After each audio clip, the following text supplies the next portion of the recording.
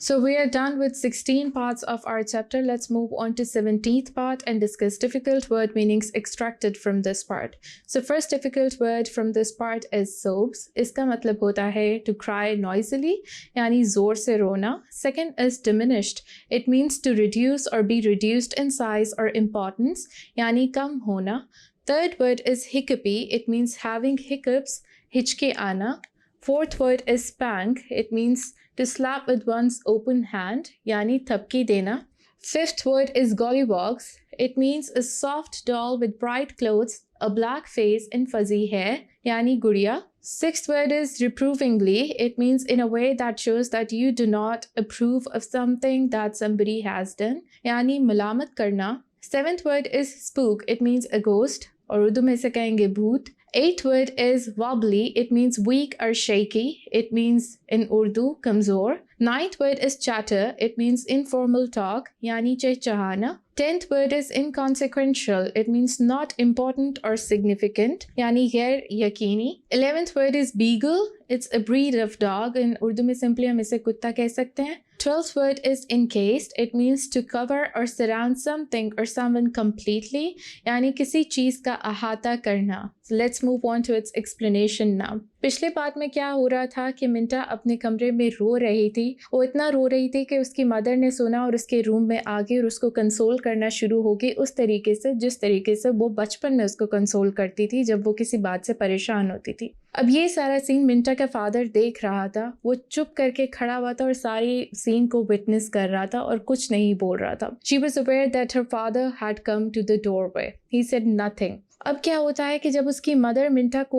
Console कर रही होती है तो ऐसे ही उसका मूड बेहतर करने के लिए उसे गॉलीवॉग का रेफरेंस देती है. गॉलीवॉग क्या होता है? एक ब्लैक कलर की डॉल होती है, उसके फजी हेयर होते हैं, एक प्लेजेंट लुकिंग डॉल नहीं होती है. ये यूजुअली ब्लैक लोगों को डिमीन करने के लिए ये डॉल बनाई गई थी. इसको गॉली डॉल भी कहते हैं. तो उसका रेफरेंस देती है कि अगर तुम अपना मूड बेहतर नहीं कर रही हो तो क्या मैं गॉलीवॉग लेके आऊं और फिर हो सकता है कि तुम्हारा जो डर बचपन में तुम्हें लगता था वो वापस आ जाए. तो मिंटा रोते हुए अभी उसके टीयर्स गिर ही रहे होते हैं. शी मैनेजेस के एक वो वॉबली सी स्माइल यानी कमज़ोर सी स्माइल, दिल नहीं कर रहा होता, but she manages to smile at her mother. तो देते हुए कहती है, नोट करती है कि नहीं, शी नेवर क्राइड अगेन. उसके बाद मिंटा कभी नहीं रोई. उस टाइम भी नहीं रोई जब उसकी मदर को एम्बुलेंस लेने आ गई थी. उस टाइम भी नहीं रोई जब उसकी मदर अपने डेथ बेड पे थी. She was standing beside her mother and her mother was holding her hand tightly. और उस टाइम पे अपने लास्ट आवर्स पे मिंटा को उसकी मदर कुछ एडवाइजेस करती है कि अब मेरा टाइम आ गया है, सारी रिस्पॉन्सिबिलिटीज़ तुमने हैंडल करनी है.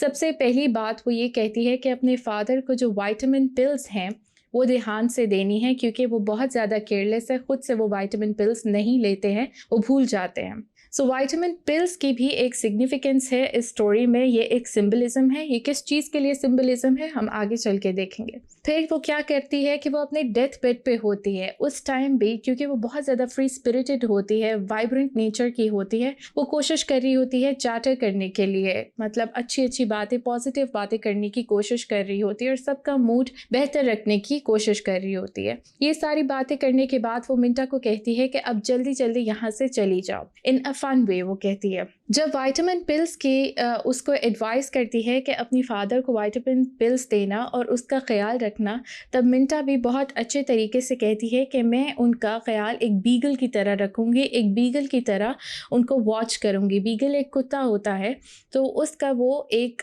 सिंबलिज्म ले लें या एक तरीके से अपने आप को उससे सिमिली दे रही होती है. फिर क्या होता है, मिंटा उस रात के बाद कभी नहीं रोई. इवन वो अपनी माँ के फ्यूनरल पे भी नहीं रोती है. फ्रेंड्स और रिलेटिव्स आ रहे होते हैं, मिल रहे होते हैं और मिंटा एक बिल्कुल नम स्टर्न फेस के साथ, प्लेन फेस के साथ खड़ी होती है. कोई एक्सप्रेशन नहीं होता है. मिंटा वो लड़की थी जो बहुत ज़्यादा बातें करती थी अपने रिलेटिव्स के, अपने फ्रेंड्स के क्वेश्चंस, हर क्वेश्चन का आंसर करती थी. लेकिन अब वो बिल्कुल खामोश हो चुकी थी. ऐसा लग रहा था कि अब उसका जो हार्ट है वो एक शेल में इनकेस्ड है, एक शेल में बंद है. उस शेल के टूटने की देर है, उसका दिल भी टूट जाएगा. Let's move on to 18th part and discuss difficult words from this part. First word from this part is well-meaning. It means helpful or kind, yani madadgar. Second word is urge. It means to persuade someone to do something, yani zor dena. Third word is surmount. It means to overcome a difficulty or obstacle, यानी मुश्किलात पर काबू पाना. Let's move on to its explanation now. You will feel better, her Aunt Grace said.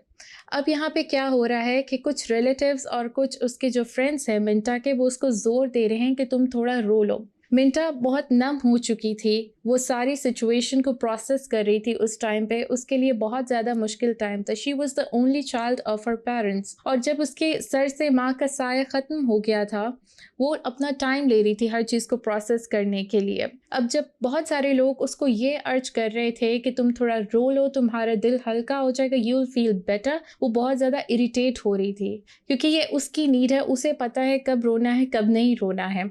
Even उसकी aunt grace जो है वो अपना हैंड करचीफ उसकी आंखों पर रखती है और हटा लेती है फिर, लेकिन उसकी मिंटा के फेस पे कोई एक्सप्रेशन नहीं आता है. उसी तरीके से वो नम प्लेन फेस के साथ खड़ी रहती है. वहाँ पे फ्यूनरल पे वो सुनती है कि बहुत सारे लोग बातें कर रहे होते हैं कि मिंटा की मदर को लास्ट डे तक नहीं पता था that she was going to die, जबकि डॉक्टर ने पहले ही बता दिया था. हर कोई उसके फादर से ये पूछ रहा होता था कि लास्ट मिनट तक क्या मिंटा की मदर को नहीं पता था कि वो मरने वाली है, और उसका फादर यही कहता था कि नहीं, उसको नहीं पता है.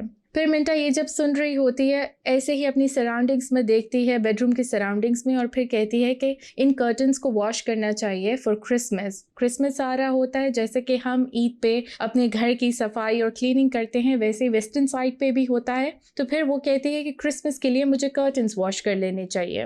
Let's move on to 19th part and discuss difficult word meanings. There is just one difficult word, which is haltingly. It means in a nervous way, stopping often while you are saying or doing something. यानी रुक रुक कर बोलना. अब इस बात में क्या होता है, मिंटा को पता है कि उसका फादर उसके बारे में बहुत ज़्यादा परेशान है, क्योंकि जब वो एक अकेली है, उसका कोई सिबलिंग नहीं है, उसके ऊपर अब माँ का साया भी नहीं है, और वो एक ऐसी बच्ची थी जो बहुत ज़्यादा लव और अफेक्शन और केयर की वजह से स्पॉइल थी. अब उसके ऊपर माँ का साया नहीं है, माँ की केयर नहीं है, तो उसका बाप वरीड है कि how she will function in life now.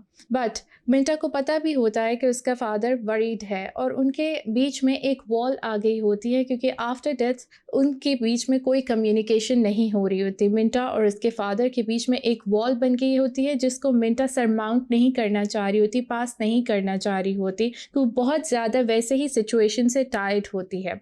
फिर उसके फादर एक रात को मिंटा के रूम में जाता है जहाँ पे वो पढ़ रही होती है, और उसे कहता है कि मैं चाहता हूँ कि तुम अपनी मदर की बिलोंगिंग से एक बार गो थ्रू कर लो, क्योंकि जो भी उसकी मदर के कपड़े होते हैं वो उन्होंने चर्च बाज़ार को देने होते हैं, सो दैट जो गरीब लोग हैं वो उनसे फ़ायदा उठा सकें. ये सुन के मिंटा अपनी बुक्स बंद करती है और कुछ नहीं बोलती है, अपनी माँ के रूम में चली जाती है और दरवाज़ा बंद कर लेती है.